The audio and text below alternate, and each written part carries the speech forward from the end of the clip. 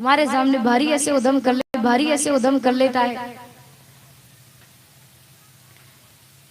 एक बार एक पति की, एक व्यक्ति की शादी शहर में हो गई पढ़ी लिखी लड़की से। सुनिएगा, बड़ा अच्छा प्रसंग है। शादी हुई तो शादी करने के बाद नई नई शादी हुई थी, पहली बार गांव का व्यक्ति था बेचारा और सीधा साधा था, बिना पढ़ा लिखा। शादी करने के बाद पहली बार वो व्यक्ति अपनी पत्नी को ससुराल लेने के लिए गया। लेने जाते हैं ना, ऐसे वो भी लेने गया, पहली बार गया साहब। शादी करने के बाद पहली बार वो शहर गया, शहर ही पहली बार देखा उसने। अब पत्नी को लेने गया तो ससुराल वालों ने बड़ा स्वागत किया, सम्मान किया। और दामाद जी आए हैं तो जमाई राजा आए हैं, खूब माला पहनाई, खूब स्वागत सत्कार किया, बढ़िया ढोल बाजे बजवाए। पहली बार दामाद जी लेने आए, खूब स्वागत सत्कार, दिन भर उसका स्वागत हुआ। उस व्यक्ति की सास को पता चला दामाद जी आए हैं, चलो चलो दामाद जी के लिए शाम का भोजन मैं बनाऊंगा। तो सास ने अपने दामाद के लिए भोजन बनाया। क्या क्या बनाया बताऊं? खीर बनाई, कड़ी बनाई, गुलाब जामुन बनाए, रबड़ी बनाई, गाजर का हलवा बनाया, दाल बनाई, चावल बनाए, बहुत सारा आइटम बनाया था। वैसे उन्होंने ज्यादा नाम नहीं लूंगी, हाँ पूड़ी बनाई, ज्यादा नाम नहीं लूंगी नहीं तो कथा चल रही है मेरे मुंह में पानी आ जाएगा। बहुत सारा आइटम उन्होंने बनाया और साथ में पूड़ी बनाई। तो शहर की माताओं की आदत होती है, पूड़ी बनाती है ना तो छोटी छोटी पूड़ी बनाती है, इतनी छोटी छोटी पूड़ी बनाती है, मात्र छोटी छोटी पूड़ी, बिल्कुल 100 पीस, इतनी छोटी छोटी पूड़ी बनाती है शहर की माताएं कि गांव में इतनी बड़ी तो माताएं टिक्की लगाती है, इतनी छोटी छोटी पूड़ी। तो बढ़िया सब वो थाली सजा करके और वो छोटी छोटी पूड़ी उसमें रखी हुई थी थाली में। थाली, शाम का वक्त हुआ, भोजन का समय, तो दामाद जी के सामने थाली आई भोजन की। अब वो तो गांव का व्यक्ति और गांव के लोग तो बढ़िया होते, खाने पीने वाले, खाते पीते घर के। वो गांव के लोगों की आदत होती है कि एक समय में जब तक 10-12 रोटी ना खा ले तो पेट भी नहीं भराता। वो छोटी छोटी पूड़ी वो बेचारा कब तक खाए? गांव का था, वो सीधा साधा था। तो वो व्यक्ति जैसे ही थाली आई उसके सामने तो इधर उधर देखने लगा, इधर सास बैठी, इधर ससुर बैठे, इधर साला बैठा, साली बैठी, और बीच में वो भोजन की थाली और वो बैठा। अब वो मन में सोचने लगा कि ये छोटी छोटी पूड़ी मैं कब तक खाऊंगा, ये इतनी छोटी छोटी पूड़ी कब तक खाऊंगा, बहुत देर हो जाएगी। मेरी तो आदत है, ये मेरा तो नियम है गांव में, जब तक 10-12 रोटी ना खा लूं पेट नहीं भराता। और गांव की रोटी भी थोड़ी बड़ी होती है ना? शहर में तो और भी छोटी छोटी रोटियां बनती है, पूड़ी भी इतनी छोटी छोटी, कब तक खाऊंगा? तो गांव का व्यक्ति था और गांव के तो होते ही बढ़िया मस्त हैं। एक पूड़ी उठाए, कड़ी में डुबोए और खाए।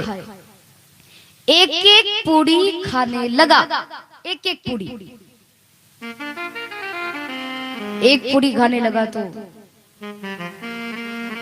पास में ही उसका ससुर बैठा, उसकी सास बैठी।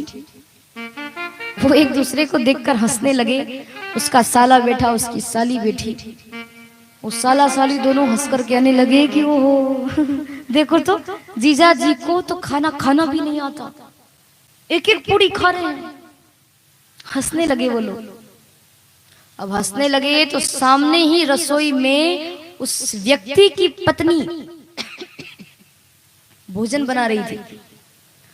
अब भोजन बना रही थी, उसने तिरछी नजर से देखा कि ये भोजन कर रहे हैं और एक एक पूड़ी खा रहे हैं। देखो मेरा भाई हंस रहा है, मेरी बहन हंस रही है, मेरे माता पिता हंस रहे हैं। पहली बार तो ये ससुराल आए हैं मुझे लेने के लिए, मेरे घर आए हैं और आते से ही हंसी करवा रहे हैं, अच्छा नहीं लगता, क्या करूं। पत्नी बढ़िया समझदार थी और पढ़ी लिखी थी वो, तो पत्नी ने इशारा किया, सोचा कि एक काम करती हूँ, पति तो मेरे ही है, इशारा कर देती हूँ, समझ जाएंगे। भोजन बनाते बनाते ही रसोई में से पत्नी ने इशारा किया। कैसा इशारा देखना। पत्नी ने इशारा किया भोजन बनाते बनाते, सामने ही पति भोजन कर रहा था, इशारा किया उसको, उंगली दोई उठाए, गवारन पति को देखा और कहने लगी कि एक एक पुड़ियन के ग्रास दोई करेजा। पत्नी ने इशारा किया पति को कि देखो वो एक पूड़ी है, तो कम से कम इस एक पूड़ी के आप 2 टुकड़े करके तो खाओ। अब तुम तो एक पूड़ी उठा रहे हो और खा रहे हो, एक पूड़ी उठा रहे हो और खा रहे हो, तो 4 टुकड़े नहीं, कम से कम 2 टुकड़े करके तो खाओ। और जैसे ही पत्नी ने इशारा किया कि एक एक पुड़ियन के ग्रास दोई करेजा, और जैसे ही ऐसे किया पति का देखना हुआ। पति ने सोचा कि ओहो, शायद पत्नी कह रही है कि ये ससुराल की पूजनी पूड़ी है, हमारे यहाँ की पूड़ी है, एक पूड़ी मत खाओ, 2 पूड़ी खाओ।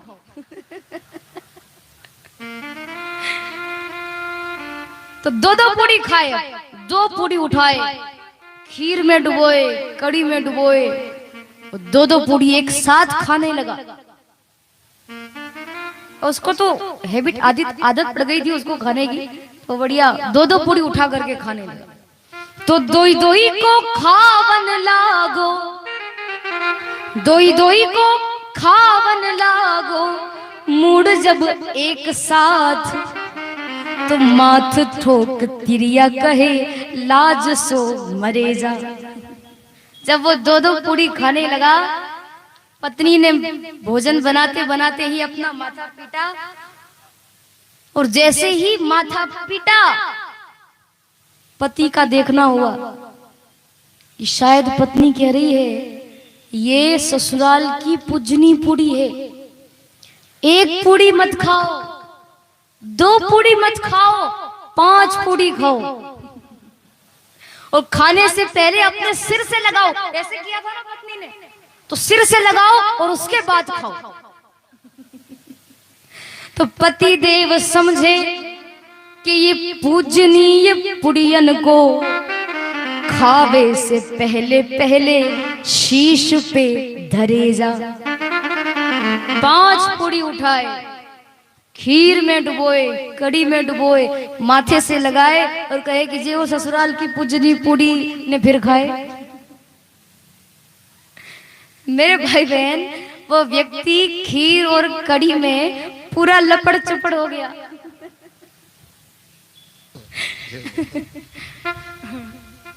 5 पूड़ी खाने लगा वो एक साथ। पास में ही सास ससुर बैठे थे, वो हंसने लगे। परिवार वाले 2-4 और आ गए, उन्होंने देखा कि वो दामाद जी 5 पूड़ी खा रहे हैं, तो उनको भी हंसी आ गई, वो भी हंसने लगे। पत्नी ने देखा कि लो, इनको क्या इशारा किया था और क्या समझ लिया। पत्नी को बड़ा गुस्सा आया कि पहली बार ससुराल आए हैं, मेरे घर आए हैं और मेरे घर आकर के हंसी करवा रहे हैं, इनकी तो हंसी होगी, मेरी भी तो हंसी होगी। पत्नी को बड़ा गुस्सा आया, अभी तक तो बड़े इशारे करती थी वो, आखिरी में उसने इशारा नहीं किया, इशारा नहीं किया और ना ही पति को खाने के लिए कहा। चिल्लाने लगी वो, जोर से गुस्सा आया था। कैसे चिल्लाई? क्रोध भरी बोल उठी चूल्हे से चतुर नार। चिल्लाई वो, जोर से गुस्सा आया था। भोजन बनाती बनाती ही चिल्लाने लगी, क्रोध भरी बोल उठी चूल्हे से चतुर नार। क्या कहने लगी वो? कि पहले जैसे चर रहो थो ऐसे ही चरे जा। कि तुम वो जो 1-1 पूड़ी खा रहे थे ना, वही अच्छे थे, और खाने के लिए नहीं कहा, चरने के लिए कहा कि तुम वो एक एक पूरी खा रहे थे, वही अच्छे थे। कभी कभी ऐसा हो जाता है, होता है ना। खैर गांव के लोग बहुत अच्छे होते हैं, भाव वाले होते हैं, पर कहीं कहीं कभी कभी ऐसा हो जाता है।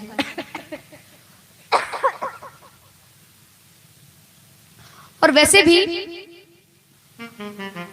ये कथा किसी पूरी की नहीं है, किसी गांव की व्यक्ति की नहीं है। ये कथा यदि आप विचार करके देखें तो आपके हमारे जीवन की कथा है। कैसे कि क्या वो व्यक्ति इतना गांव का था, इतना बड़ा बिना पढ़ा लिखा था कि वो अपनी पत्नी के इशारे को नहीं समझ सका। इतना तो कोई हो नहीं सकता बिना पढ़ा लिखा कि इशारे को ना समझे, पर वो नहीं समझा। और उस व्यक्ति की जगह कहीं ना कहीं आप और हम भी खड़े हैं, कहीं ना कहीं हम खड़े हैं। जैसे वो पत्नी की इशारे को नहीं समझा ना, ऐसे आप और हम भी, जो संत हमारे गांव में आते हैं, नगर में आते हैं, शहर में आते हैं, हमें जो शिक्षा देते हैं, हम भी उसको समझ नहीं पा रहे हैं। जो शास्त्र कहता है, जो पुराण कहता है, जो रामायण कहती है, जो भागवत जी कहती है, हम भी उसको समझ नहीं पा रहे हैं। संत कहते हैं कि तमसो मां ज्योतिर्गमय, अंधेरे से उजाले की ओर चलो, कहते हैं ना। पर हमें जो नहीं खाना चाहिए वो खा रहे हैं, जो नहीं पीना चाहिए वो पी रहे हैं, गलत काम करते हैं हम। जीवन मेरे भाई बहन बार बार नहीं मिलता। समझ लो कि ये आखिरी मौका है आपके हमारे पास। इस संसार में रह करके आपको कोई बनाई नहीं। आप शादी भी करो, आप पढ़ाई भी करो, आप धन भी कमाओ, पर जितना समय हो सके ज्यादा से ज्यादा भगवान के भजन में व्यतीत होना चाहिए, ऐसा प्रयास करो। ताकि जो भी बुरी आदतें होती है लोगों की, नशा करना, गलत काम करना, या जो भी बुरी आदत है वो छूट जाए। शराब से कई लोगों के घर बिगड़ जाते हैं। कई लोगों को हमने, जो करोड़पति थे ना, वो आज रोडपति है शराब के कारण। तो ये बहुत गलत आदत है जो लोग शराब पीते हैं। यहाँ भी यदि कोई बैठा हो, मेरा ख्याल से तो नहीं पीते होंगे यहाँ के लोग, पर यदि कोई है तो हाथ जोड़ करके मेरा व्यासपीठ से निवेदन है, शराब ना पिए। भगवान ने इतनी अच्छी अच्छी वस्तुएं दी है खाने के लिए। काजू बादाम खाओ, बच्चों को खिलाओ, अच्छी आदत आप अपने अंदर रखो।